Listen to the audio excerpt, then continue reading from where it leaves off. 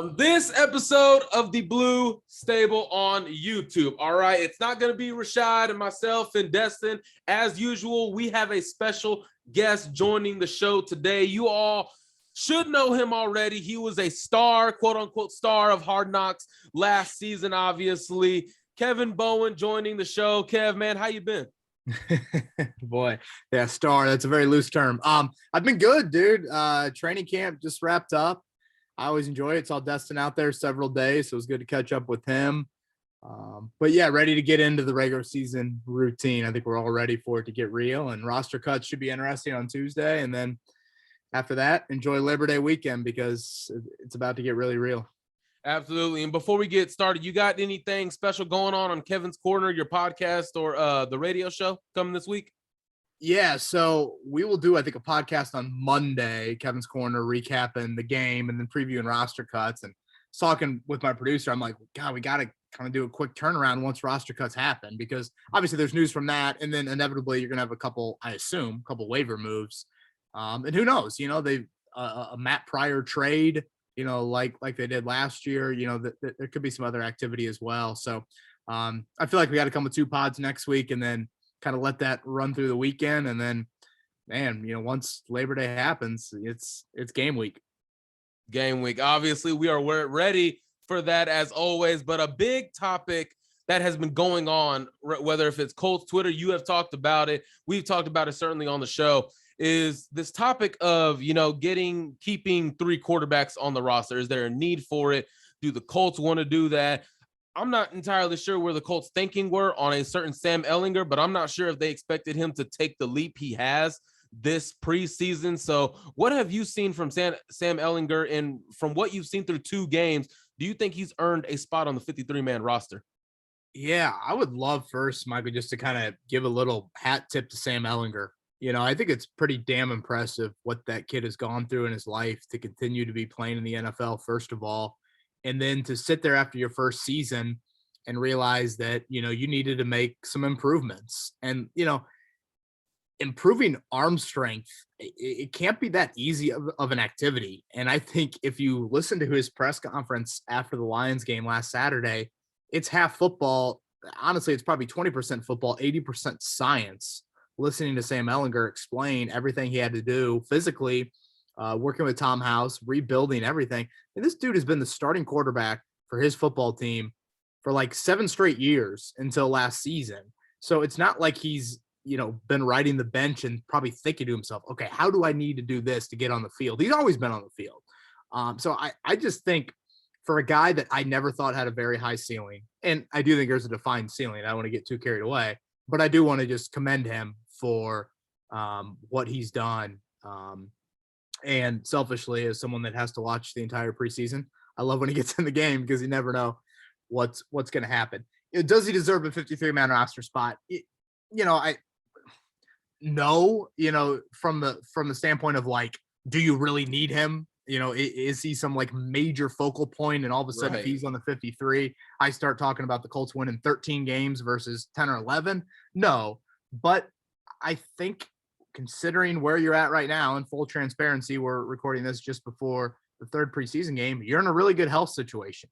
You're going to carry maybe 1 injured guy on your 53-man roster in Shaquille Leonard. And given that, I think you can stash Sam Ehlinger on your 53, and I will not fuss one bit about it to start the season. I certainly agree. I'm of the mindset that, and I agree with everything you said to open up the show, because Sam, and that was a great point you made, working with Tom House, the quarterback guru. I mean, he does phenomenal work with many. Andrew Luck, that as we heard with Zach Kiefer in his Luck series this past offseason. Tom Brady works with him. Dak Prescott's worked with him.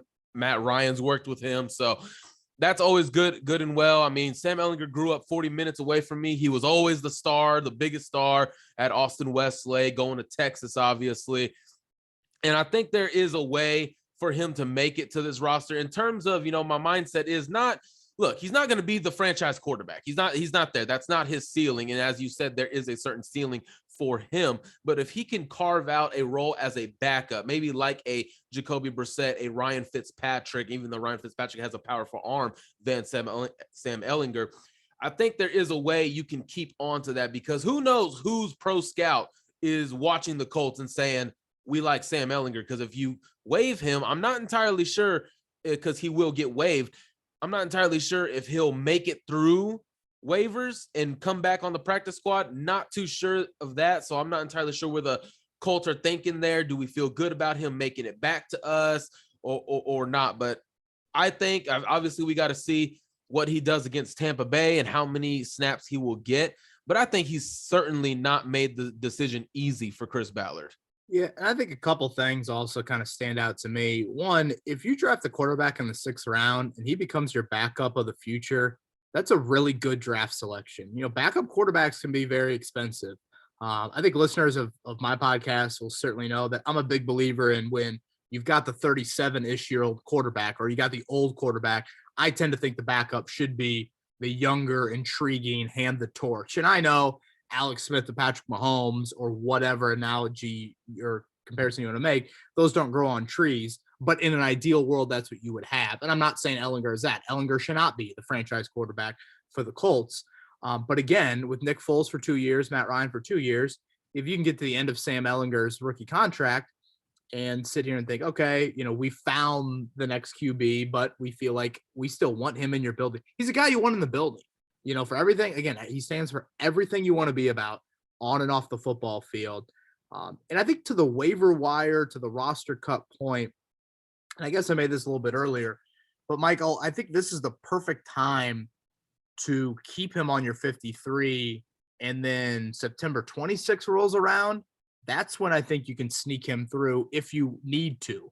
Again, right now, if I'm making a 53-man roster, the only guy I'm carrying that has a major question mark about week 1 would be Leonard.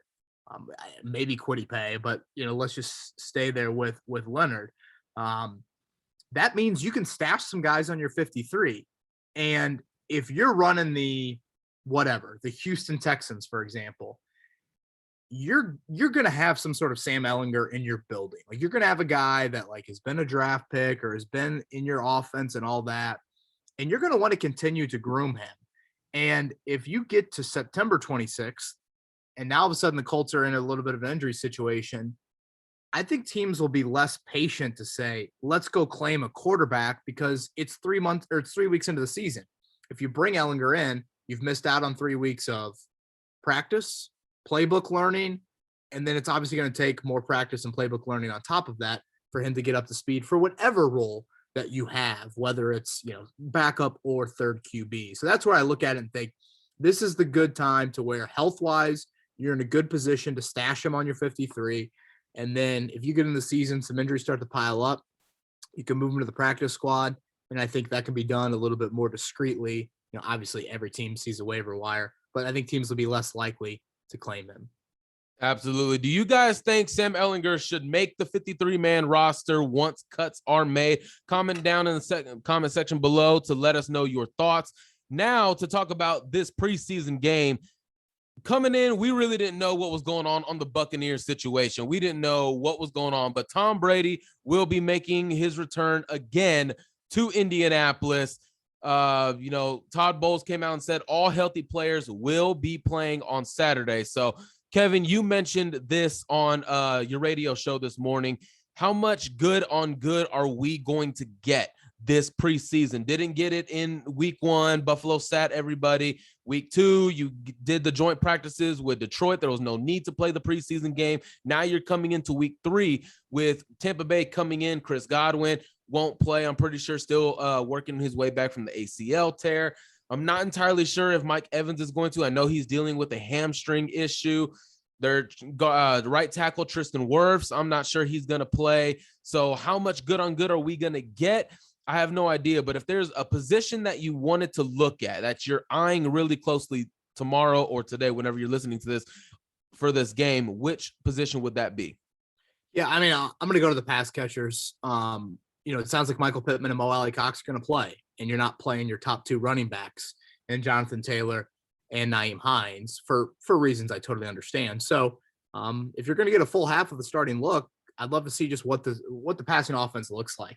I think if Tampa has a weakness defensively, it's probably a little bit in the back end, and I think they're a little bit banged up there. So I think just watching that play out will be interesting.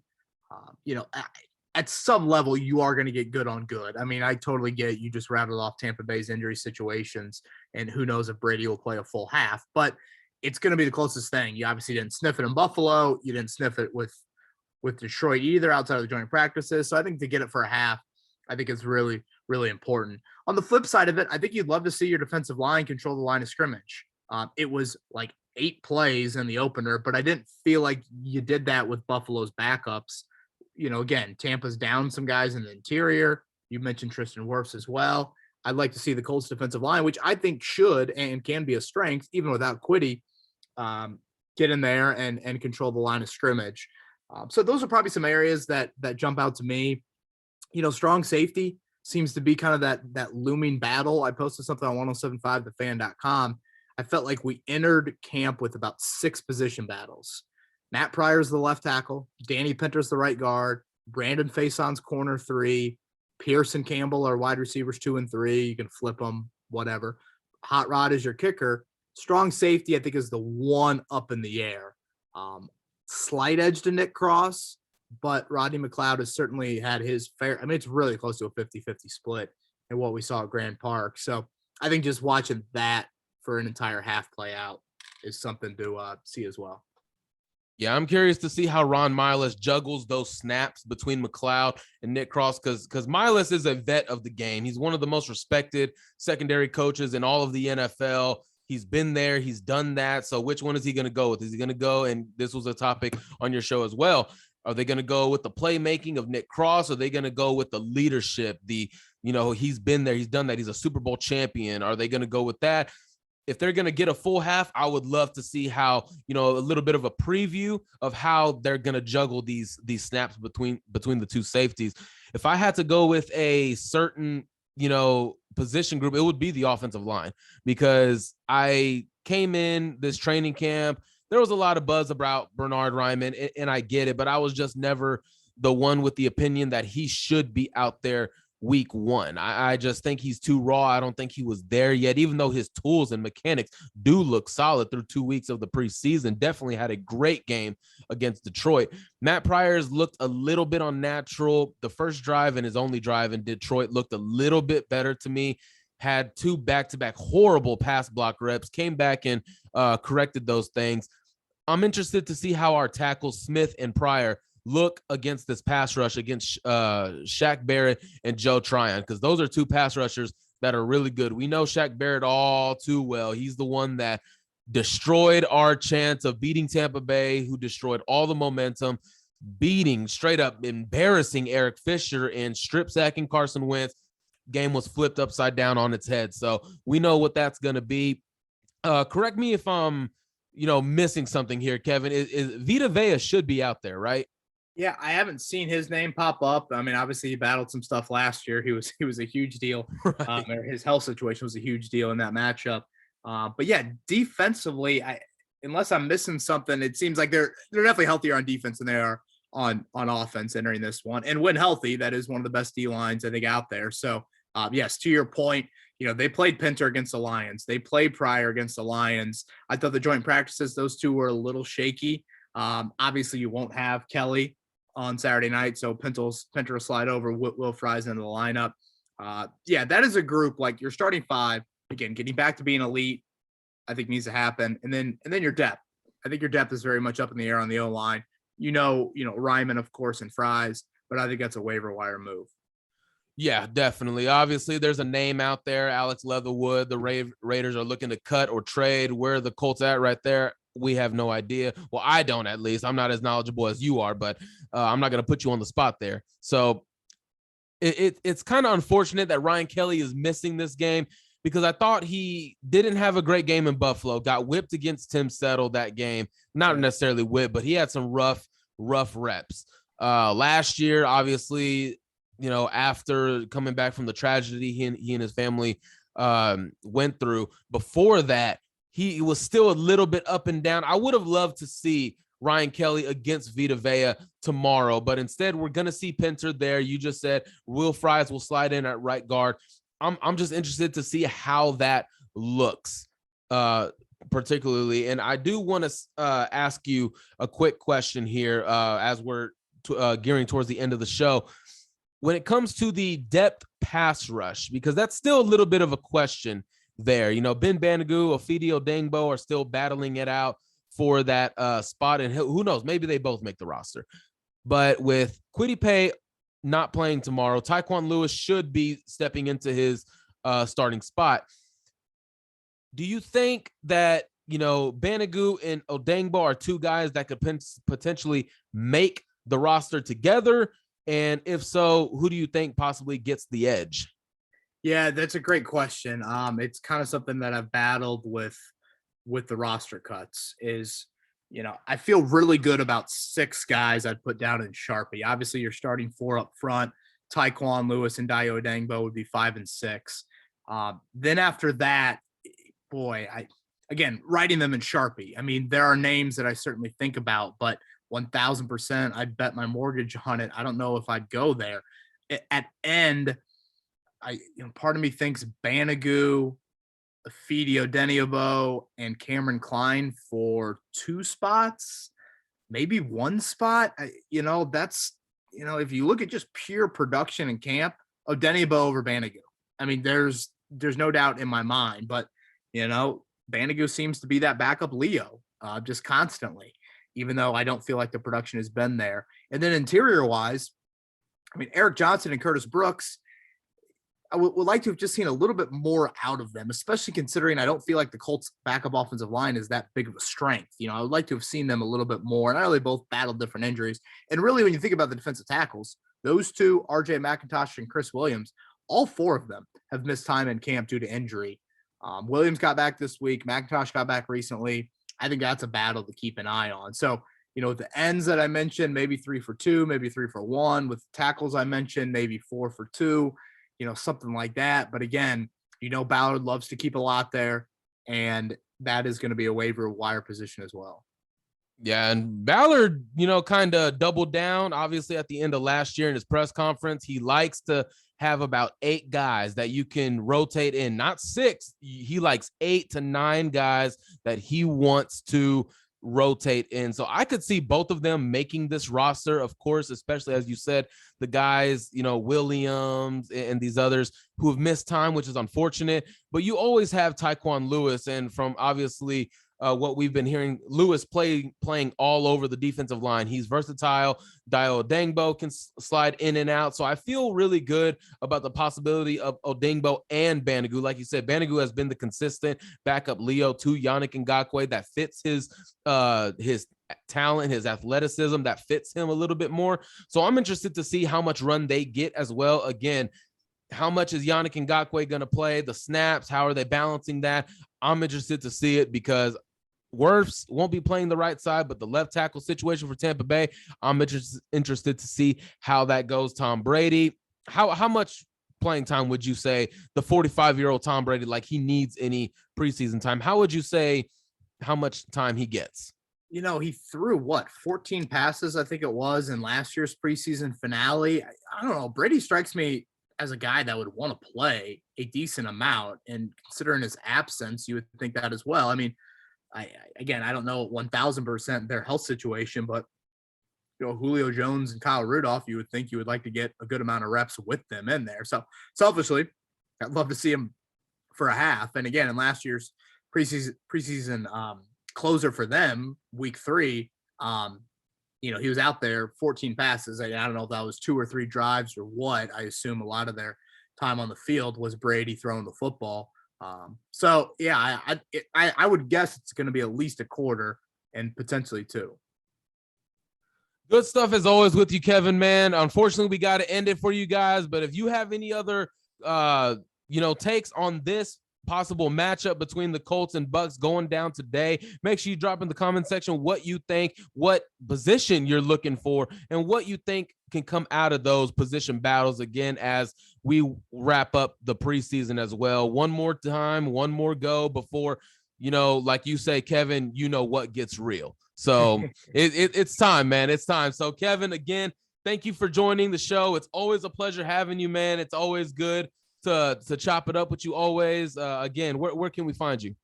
Yeah, at KBowen1070 on Twitter. And then our morning show is over on 107.5 The Fan, the Colts flagship station. So you can check that out 7 to 10 a.m. each morning. And always enjoy hopping on with you, man. And excited that it's about to get going here. All right. If I have no excuse living in Texas, listening to 2 hours and 30 minutes of Jake Query going off about weird conspiracy theories, then there's no excuse for you guys to be tuning into that show. So again, Kevin, can't wait to talk to you again here soon. Hope to have you back on. And other than that, guys, you can check out all of our content again on the YouTube as well. Make sure you comment, share, subscribe, all that good stuff. Again, thank you to Kevin. Enjoy the game today. See you.